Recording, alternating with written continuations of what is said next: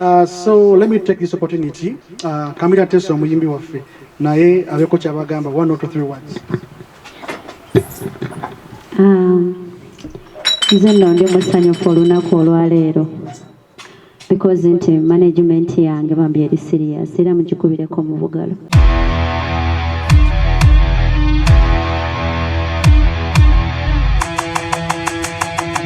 Very much for honoring my invite, our invite as Sautiana Records.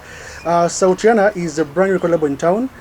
Jitujogamba nti ezze okukyusa industry ya Uganda mu ngeri muba endala. Yes, we have had so many volume sebezemu mwena media houses ezize olunaku olwaleero as we unveil our artist and record label empya gye bayita Sautiana Records. I understand record label nyingi ezibaddewo mu industry ne mu game for so many years, nyingi zizze ne zigenda, but all I can promise nga nze akikuttemu tujja kubaawo paka. Sautiana ekola ebintu bingi naye nga sitaba nagenda wala. Introducing myself, nze DJ Janepi aka Semakula Janesia. So right here on my left hand ye muyimbi waffe Kamira Tesi. Let us sign artist good social signing olunaku olwaleero. Then wali addako ye Matex producer, ye producer wa Sautiana official producer, ate era ye official producer w'omuyimbi waffe Kamira Tesi. Then here on my right hand nina omukulu Alfred Anyoti, oyo nga ye director Sautiana Records era mujasooka muwa bugalozi yampadde omulimu nga operations director oba manager, yeah? So naye ya muvugirizi bwe kimu kitambulira ku yard. Of course you know industry ya bay watu olina mu kasente beekulemye nga sinabagenda wala nnyo kambawe chance buli omu introducing etandikirawo. Hi guys, we are very happy that you are here. Thanks for honoring our invitation. Ndi musanyufu nnyo balabako. Erinnya lyange Anyoti Alfred. Linnya lya kilango naye nga nakulira wano. Thank you. Right. Hi guys, my name is Kamira Tesi. Nsanyusa okubalaba. Mwebale kujja mu bungi bwe muti. Mwebale kwagala Sautiana Records. Thank you. Bachali bange mwena abandaba. By the names, I am Matex Problem, producer man, straight out of Firebase. Sautiana, I relocated from Firebase to Sautiana. Okay, so Mr. Alfred, kabayo ku background ya Sautiana etandikidde, what is the vision, what is the mission, and why we are here today? Okay, thank you. Okay, now vision ya Sautiana is basically love for music. I am an engineer by profession, and I practice engineering with my other company called Anna Investments. I love music. One time my kid was around 4 years and he told me, "Daddy, your birthday is next week. I'm trying to think of a line. Which line can I do for you?" Like he was trying to say he will do for me a song. Of course, they had a small piano at home. So I got inspired. Of course, I don't allow him to do music. He's now 10 years. He's still at school. But way back, I love music. So I got in touch with one of my colleagues who is not with us right now due to work challenges. And we set up Sautiana Records. Initially, we thought that was like in 2020, we started talking about this. This year in January, we registered Sautiana Records. It's a fully registered company by Uganda Registered Services Bureau. It's a very organized company. Our offices are in Kira, around the police station, Kinda Road. So, netutandika Sautiana Records. Initially, twalina small vision. We were trying to think of recording music for artists. But I later realized it's not business. So we decided to expand. So we now do of course, audio, video productions. We want to venture into, we are already into artist management. Camila Tessie is our first artist. She has very, very good music. So, yeah, nebidala, adverts, TV adverts, we documentaries, film documentaries, we are doing all this.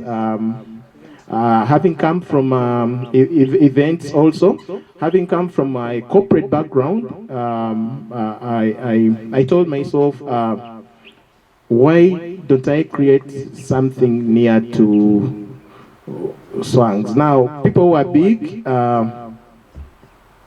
as in, it's not that we want to fight them, but you try to look the direction you want to go to. So we want Sautiana Records to be something near to swangs maybe in the next 5 years. I normally, as a person, as a businessman, I don't set very high targets. When you set very high targets, you reach a stage when things are not moving, and you somehow say this thing has failed. So I normally don't set myself very high targets. I try to move at a very slow pace with what I do, but normally very, very sure. Because I know that when I set very high targets, I'll reach a stage and I'll set Chiganyo. So I look at myself being near to swangs in the next 5 years. Somebody will tell me, why not next year? Why not in 2 years? No, very high targets can fail you so many times. So that's how we want to move. Truna Camila Tessie, maybe in 1 year, 2 years, we may get another artist. In the corporate world, we do a lot of work. We have done work with NGOs, Bank of Uganda, World Vision, documentaries, films. So we're good to go. We want to push. We want to put a foot in the music industry. It's not very easy. Then one other thing that keeps me moving, more so in the music industry, is Uganda's youth today. We have so many youth abatali employed. Now, Sautiana is sort of a way of giving back to the public. With the little I have, it's a way of trying to give back to the public. Because abana banji tebalina mirimu, I think our country had somehow neglected talent. Now, talent is something very big. But our friends, my friends, be there in the corporate world, and they never look at what talent is. Now, talent is a high-income earner in so many of the developing countries. So many people don't have jobs. We have so many graduates who don't have jobs. So I'm trying to look at, I'm trying to put a foot, I'm trying to put a stone on the unemployment field in the country. As in, oteka katono kosobola, abalala bajja kujja bongerezeeko. And I would like to call upon all guys in the corporate industry who have some little money. You may not love music like me. You may be loving athletics. You may be loving football. You may be loving basketball. Let us invest in talent. It's a way of trying to reduce the unemployment gap in the country. For any other thing, I think you can ask me, whatever, then we shall see how to go ahead. Thank you. All right. So let me take this opportunity. Camila Tessie omuyimbi waffe naye abeko kyabagamba 1 or 2 words. Nze nno ndi musanyufu olunaku olwaleero because nti management yange bambi eri serious era mugikubireko mu bugalo. Yeah. Manager wange, thank you so much. Mukolo Alfred Anyote, thank you so much. Mwebale kunteekayo because nti abaana bangi abali eyo bambi abeetaaga omukisa guno gwe nnina naye nga tebasobola gufuna. Kati bwe mbeera nga nze nkituuseeko nkyebaliza Katonda. Sina nnyo bingi naye nga nze kyensinga okumanya mutima gwange ngenda kukola nnyo ne management yange ndi ready okukola nayo bulungi tulabe nga tugenda mu maaso era nga nja kukituukiriza. Yes, neyanziza nnyo neyanzeeke. Wandagadde okumanya gwani era kikyokola Sautiana. Basupadia sorry naye nga ndi muyimbi mu Sautiana Records.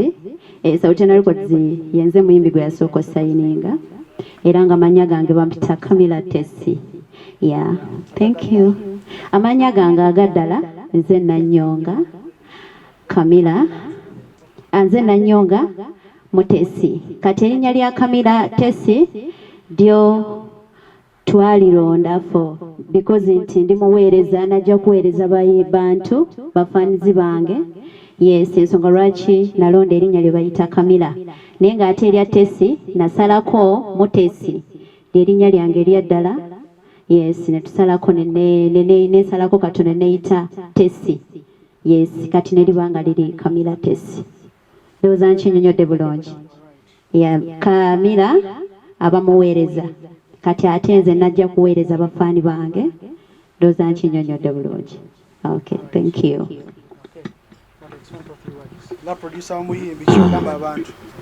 Ndi musanyufu ekisookera ddala mu byonna okubalaba nga nange nkennyini okweraba nga nzaali wano mu maaso ga kamera zino zonna kuba ntudde ebbanga nga nzija nkuba endongo eno. Nkoze ne studios eziwerako okuviira ddala ewaffe ku East. Nze ndi musajja mu East. First of all sibagambye manya naye nze Nuhu Matende ndi mwana mu Eastern, ndi musajja wa ku East. Sirina tabbu, nzira buzibu mwena abasoga mbalamusiza bonna abaana b'oku East Mbale mwena nga muli Kampala mwajja kukola aba Asira mwena batumidde. Natandika endongo ebbanga eriise nenjoyininga industry nenzija nga nguluba paka mu kibuga nenkolako ne Dream Studio okumala ebbanga nendiroketinga nengenda ku Fire Records nenfaawo paka nenjoyininga n'omukulu gwe bayita Anyoti Alfred netutandika kampani gye bayita Sautiana Records. Actually nagitandika etandise but banteekamu obwesigwa as a producer kube baalaba mu kibuga ku Sitesaako ne bakindowooza bo bakyetegereza ze committee nti nze asaana okola ebintu byabwe mu kiyungu kyabwe ne bankwasa obwa in-house producer. Nze producer w'omuyimbi ono Camilla Tessi officially.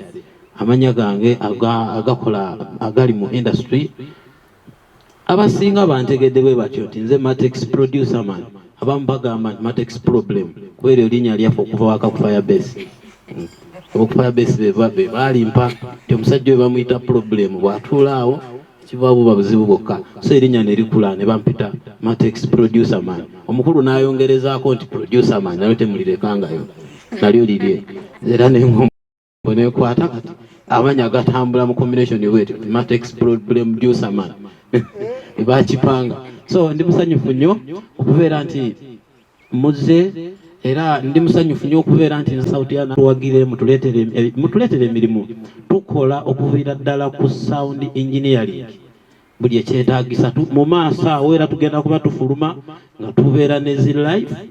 Tujja kuba tutandika okukola zi live sessions mu bifo ebyenjawulo era tugenda kubeera nga tuba notifying nga bifo byetunabeera nga tugendako naye nga tulina experience as Sautiana okuviira ddala ku audio engineering sound munda n'ebweru. Kyonna kyeweetaaga okonsultinga ku sound gwe totya tusemberere tuli bantu b'abantu tukwatagana na buli muntu yenna ku Sautiana. Nze kennyini ayogera naawe nze producer wa Sautiana tewali mulala agenda kubuzaabuza nti ono oba ono otuuka ku Sautiana ogenda kugera nange ngenda kumala ekizibu kyo. Oba oli muyimbi ng'oyagala kutandika naye nga kikuwaamu obuzibuzibu tomanyi ngeri ki eyo kitandika jangu tugenda kukwasaganya. Mwebale nnyo mwebalire ddala. Musajja mbuziza ekibuuzo kye mbadde ndeseeyo. Ndina ennyimba nnyingi ezize zitambula newankubadde nga mbadde nze muntu oyo abadde siro nga sijjumbira nnyo okukwata bintu ebyo abalala bye bakozesa nga zi logos stamps naye nga ndina ennyimba nnyingi nnyo ezine ku ground nga mwotwalidde ngeze ku luyimba ki neetese oyo Matex producer man ediyawe enyimba nyingi nnyo nga mutwalirenga nakibuuka abasajja basatu abasumba ab'amaanyi nabagatta wamu pasita Wilson Bugembe pasita Waswa Kiyingi ne ediyawe kennyini ne mpajjamu oluyimba lwe bayita nakibuuka enyimba nyingi banayinze bwe ntandika okumenya bangi kuba nzize nkola ligasi okuva emabega bonabona ba Geoffrey Lutaya bani wenkugamba nti nkoze Dream Studio okumala ebbanga kitegeeza nti omukulu gwa Dream ogumanyi yenna abamanyi Dream Studio abagutegeera wekugamba nakyusaamu nenva ku vibration netandika okukola ku vibration vibration ye live studio ya Firebase ekola sound eno wa live kati ate nembeera sound engineer waayo kitegeeza awo nawo waliwo omukululo nalekawo nendiroketingawo nenzirira ddala ew'omukulu ku Fire Record kitegeeza nti nawo waliwo omukululo buli wengenda sivaawo bubi nina kyendeseewo nga bwe ndi ku Sautiana ndina album gyendeese mpya EP katugiteebwe tutyo EP bagiyita moto moto eriko ennyimba moto moto oluyimba olusooka eriko oluyimba ncheke eriko oluyimba gwocha munda eriko oluyimba gikube tugenda kuba tuziyitamu wano tujja kuziwulira esebo wali ku Fire Records notafuna mukisa gukolerako Bobby Wine luyimba sebo ennyimba gye ziri mu kiyungulwa kuba nti ebyomukulu obimanyi bijja bitegeke newe okikola nga kyakati naye nga sikyakuteebwa kati tekiteebwa kati emabega nyingi kuba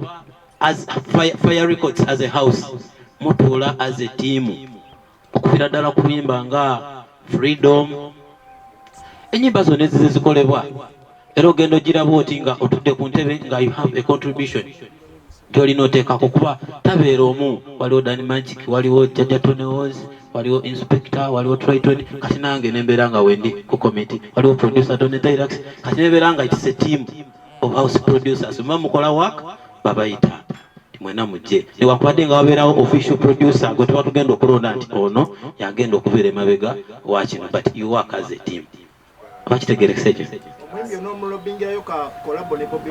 of course ajja kufuna kakolabo okusinziira ku ngoma zakuba akuba engoma ensajja ne mukumuwa engoma za muzeeyi era mwena abaana bewaka mbasaba temunyiga naye omwana mumuleka ayiteeka amuwe ebiri byennyini ebimalayo lekalumbe mubire muzeeyi bw'anaamulaba ne bagiramu era tekirina buzibu bajja kuba bagizeemu bijja kuba byabwe si bwe kiri bajja kuba kuyimba kyo kya bulijjo wano waliwo omuyimbi asinga okunyumira era kyova olaba ne muzeeyi bw'aba agamba nti njagala kukolamu kukolabo naye mpulira nga wandyetaazeewo ephemeral artist ebiseera ebisinga era ogenda ogiraba oti nga appointi nze kusindi nange nandyagadde omumimbi wange abeereko bwatyo oba n'okuyitawo ye trend gyenzija nzimba okusinziira ku ngoma zenzija nkolaki muzimbira njagala abeere nga waddala ng'amalayo mugeto bwe tukiyita nti omuyimbi alina engoma ezimalayo njagala abeere ng'amalayo kyekinkoze ebyo byonna akaluba tugenda kuba tukayitamu ka EP mpola mpola mwebale nnyo mwebalire ddala waliwo alina ekibuzo ekirala for my artist artist wange wanjawulo kuba nkozeko n'abayimbi bangi kaligase kange kendina akakatontono ku industry kanditedde okolako n'abayimbi abawerako naye n'omuyimbi ensanga gye musanze ye wanjawulo tabadde nnyo nga kwegamba kyensuubira okumwakiivinga mu bwangu ataaninga mangu agoberera mangu trend kwemugamba tampa buzibu talinga abayimbi abalala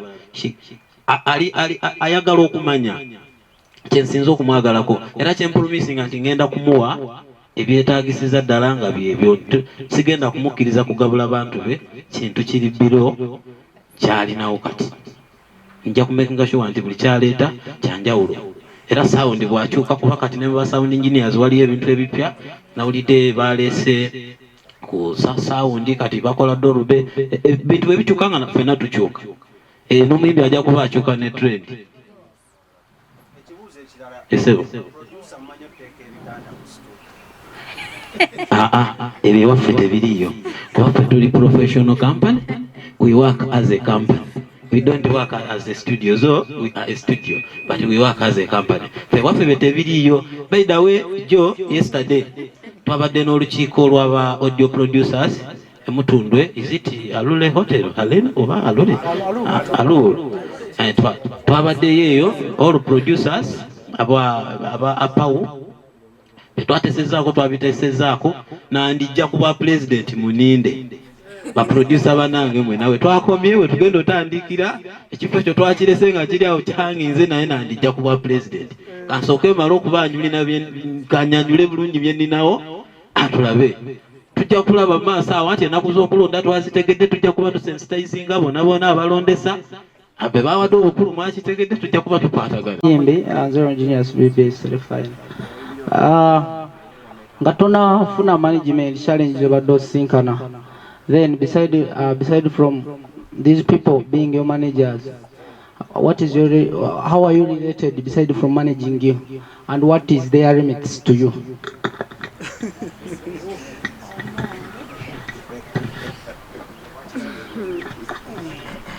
Kakati ssebo challenge nyingi okitegeera challenge nyingi mu ndongo era otaba na mutima gwagala music oyinza okulemererwa n'okita challenge nyingi mu studios ogenda mu studio mee n'ayagala n'ayagala okwefunza n'omugamba owaaye nakusasudde okitegeera naye nga nze ezimu zisanze mu studio naye nga nze mbadde ntera kuyimbira ku live band ebiseera ebisinga tulina live eyo Entebbe nga nnyimba nnyo ku live ensonga lwaki ndowooza mu ndaba wano because we najja ku Sauti Records bambi banjagala CEO wange omu bw'ati n'agamba mwana gwe nsazeewo nkuteekemu ssente era sinafuna buzibu ku management yange bonna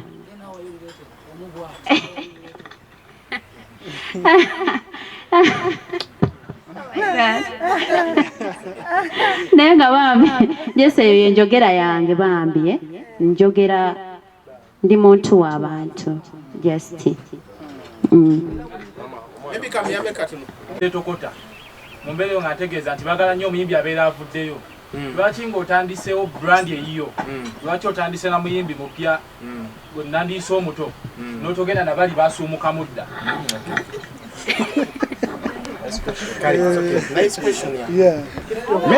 maybe okuyambako Kamila ku kibuuzo ekya relationship now Kamila's relationship with the company is artist and management oba like as in omuyimbi ne management ye we are very, very professional. Tuli so organized in what we do. Nze adukanya company nga CEO wayo. Tulina Janepi akola operations. Atenga handling media. How can I call it? Media fraternity on Kamila's basis. Tulina producer Matex nga ye abera directly no muyimbi. We have a company policy. There are no love relationships in the company. It's a company policy. We are very, very strict on that. Strictly because fena tulinga abakozi. No muyimbi na ye mukozi. Wafe wa Sautiana. So mu company temulina kubeera mu love relationship eya Sautiana. As in producer bw'atandika okwagala omuyimbi a love relationship. Our company omukubo ajja kubanga agenda. So it's a policy. Kamila wadembe okufuna gaiwe yonna jja namusanga. Producer wadembe okufuna chikwe najja naye in the company no love relationship. We are very, very strict on that. Then going to Kamalization, Calvin. Going to quite twasalawo okufuna omuyimbi omuto. Now, you guys, there is a saying in business. As I told you, I come from a business background. Well, I'm an engineer running another engineering firm, but also a businessman who loves music. Now, from the business background, whenever you start, you think of starting big, you'll never start. Toja kukola, as in, buli wona atandika okutandikira waggulu. ojja kusonda obusente ate gundi afudde ogenda oziike sente zigenze gundi kino ogenda okola sente zigenze, so you will never start.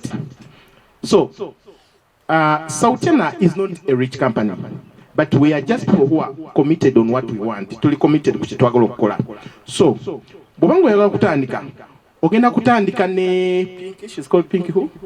You are not going to start with Pinky. Togenda ku meeting demands za Pinky. You are not going to meet them. So you want to start with somebody who is a bit low, like you, mukule naye mpola mpola. I'm a guy. If I'm going to start dating, I'm not going to look for which rich woman is around Kampala, because I may fail to adopt. Okujjako ng'agenda kunfuga mu nju. I want to start with somebody gwe tuli naye. Tutandike mpola mpola, tukule mpola mpola tugende. So it's the only reason why, though tulina capacity okola kuche tukozeko right now, it's the only reason why we can't go for somebody very top, but we want somebody who has talent. Twagala omuntu alina talent, and Camilla has that talent. Calvin abadde and management omuyimbi atya okumubba ate ne manager atya okubba kuba abayimbi baagala nnyo okubala ezigudde mu receipt these shows tebaagala kubala what you have invested, you know, in them, videos, production, distribution, and all those other nitty-gritties, you know. So those 2 or 3 questions. Is she under contract? Motivation, you've hinted on it. It's motivated to better and signing out of the time copter.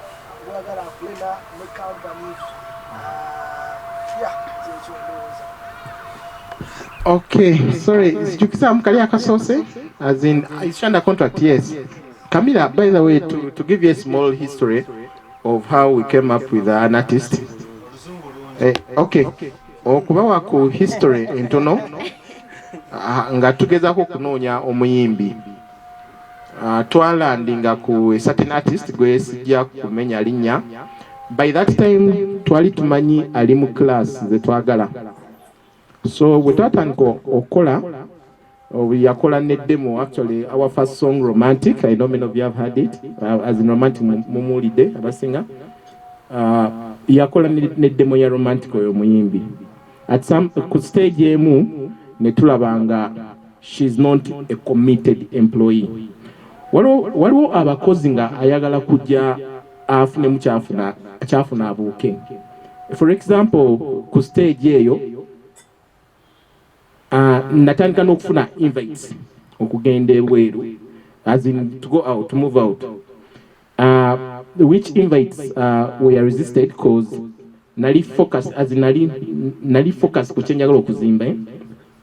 So at some stage omuyimbi n'atugamba ndi mulwadde, netumugamba nenyabo tetunnaba kusigninga contract naawe oli mulwadde, and besides nali convinced mbu alimba. Nemugamba tufuna kusigninga contract naawe, so how are you going to start spending this money?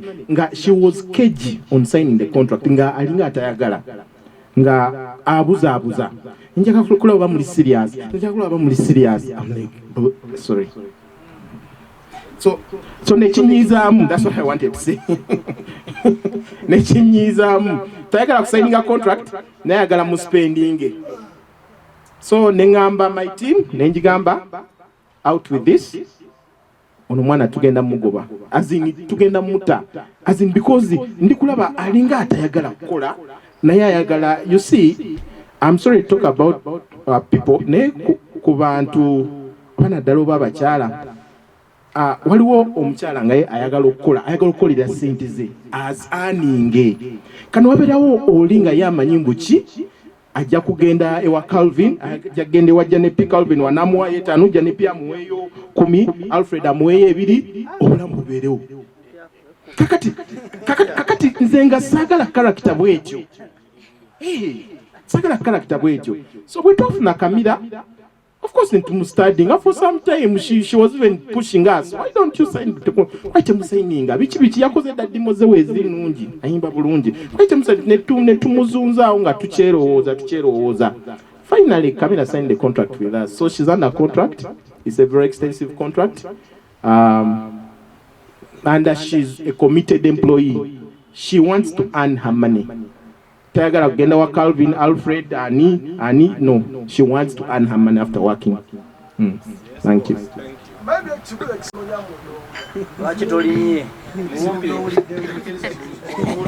Anti nze nina calling. Omuntu alina calling ne bwogenda ebweru ovaayo. Nodda mu ndongo ekyo Katonda kyaba yakutegekera. Yes, ndowooza nkuze mudiya. Nze okuva mu buto bwange by the way nga nkyasoma nali njagala nnyo music nga buli bwe mpulira oluyimba mu muntu nga oba ku radio oba muyimbi musajja oba mukazi nze nga mpulira kindimu munda kati abayimbi bonna mbaagala nze sinaako muyimbi nti ono ebike bonna bannyumira buli luyimba lwe mpulira mba mpulira mu butuufu nga ndi mu muudu ndowooza nkizeemu wanje nze style nyingi ekintu ekiba kizze mu bwongo bwange kyenyimba because nti kyekiba kizze kyemba mpulira nga ndowooza muwulidde ennyimba ezo si style emu ate nga nyingi ze mujja okuwulira nyimbako ku R&B, zuku, raga okitegeera zonna mba nina zikuba because nti nina calling. Ekalamu ninamu. Yes. Okay, biseera ebisinga newandiikira mpozi ninayo oluyimba romantic lwe nakola ki lwe nasangawo lwe bangulira management yange lwe yampa naye kati ngezaako okuwandiika tujja kikwasaganya mpolampola ne management yange. Nasomako ne Kakoza Mutale mpaka wano wendi. Yes, ndowooza nkizeemu baddiya. Mukama wange ndowooza kakigendeewo omukyala yennyini. Bino bikolebwa most of the times ne batuyita ku press conference ne tubeerawo ne tukavalinga ne batusuubiza eggulu n'ensi. Ne wayitawo emyezi 2-3 ng'ate omuyimbi gwe batugamba nti myaka 3 agenda kuba ku level ya Diamond Platinum. Ng'ate ebivaayo byakukaaba maziga nga bebbingana mwe strategy yammwe eri eti egenda oyimirizaawo omuyimbi.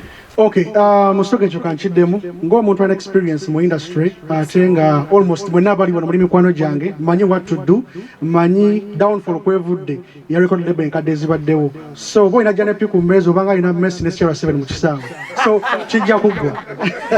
Ekirala kyensibuuza muyimbi wasomye contract n'ogitegeera because bw'oba otandika wano obeera excited olwa love gy'olina ey'ekintu but we mutuuka mu maaso awo ng'olaba hits zitambula contract erimu ina katugeze ku 10 olina kujjako 3 n'otandika okulaba nti waleese baalo yaabo n'otegeera bulungi contract.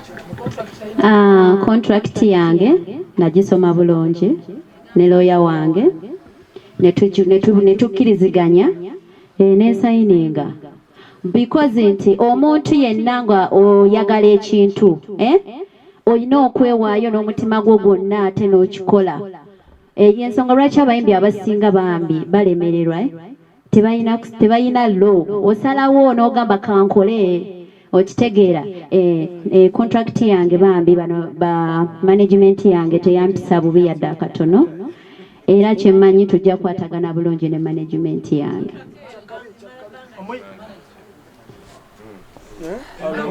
Eri confidential non-disclosure. Non-disclosure. Kasooke wali Roni olina ekibuuzo wali omukulu.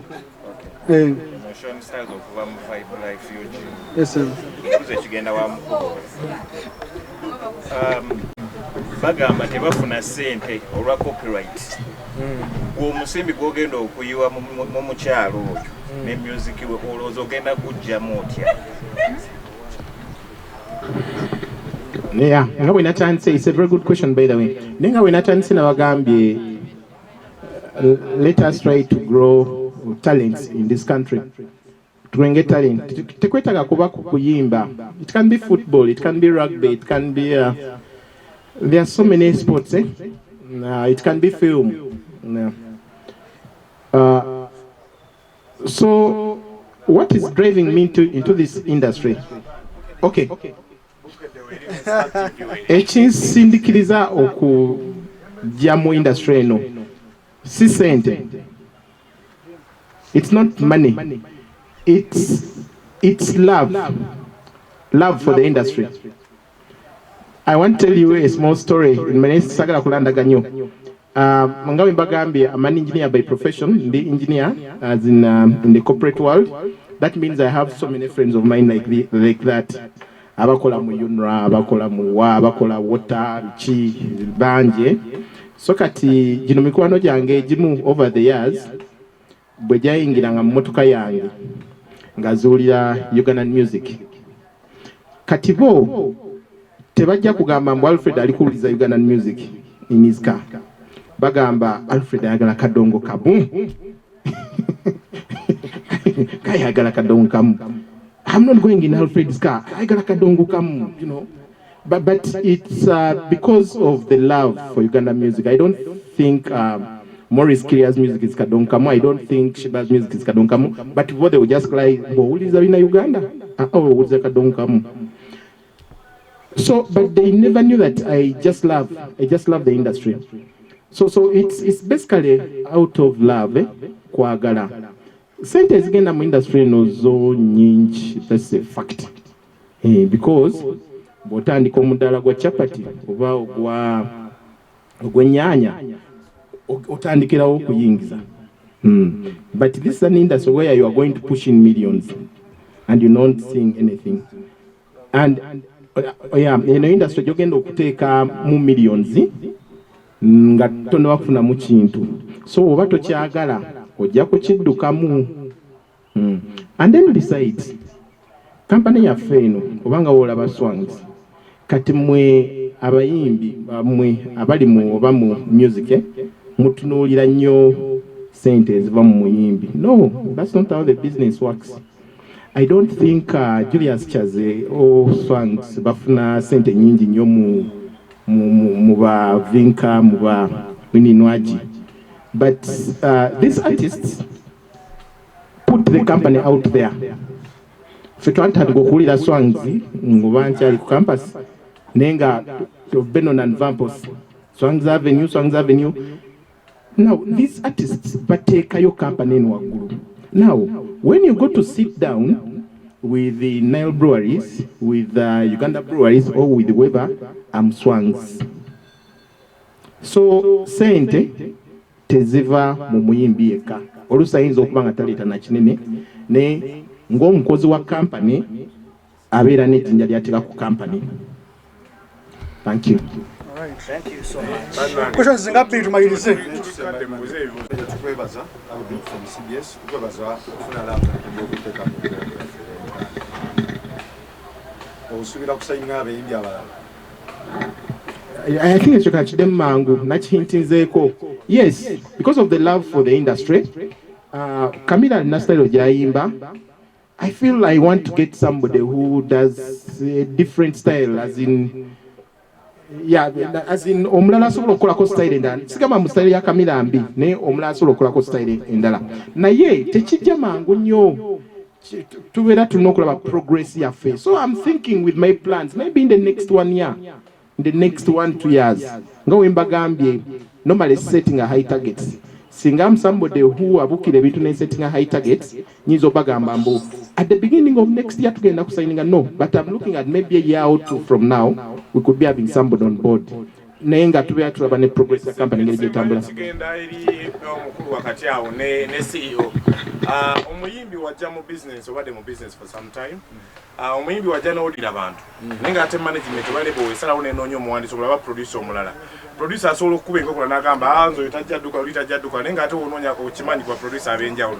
Bw'oba wa producer omukisa abalala ate basobola okukolera omuyimbi, naye nga ate producer gwe muleese nga official audio producer twakirako Good Life ng'eyine ne Washington. Good Life nesayiningako Devi bamaliza baawukanye nga amaze okuwulira bread and butter. Banja producer. So producer gwe muleese audio producer agenda okukola ennyimba zekka oba mulinayo n'abalala bwe muli entitled abakukwata ku muyimbi oba n'abawandiisi abalala. Tujja kukolagana ne baproducer bangi ab'enjawulo okukyusa sound. Producer n'akuba enkokola. Tajja zikuba. Naye employee ffe ba boss. maybe okugumya Matex producer waffe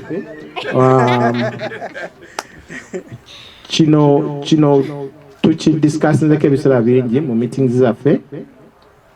Matex akimanyi mbu ye tumuyita in-house producer, as in producer abeerawo atuulawo, naye we tubeera n'ekyetaagisa kyonna producer ali very flexible era akimanyi mbu tusobola okukola ki okukola n'omuntu omulala yenna era because we twali tukola oluyimba lwaffe oluzzeeko lwe bayita moto nalina view that tugenda okufuna omuwandiisi actually ne mucontactinga n'okumucontactinga naye embeera ndi awo ne bampita mu studio ne baŋŋamba Alfred, first come and listen to this.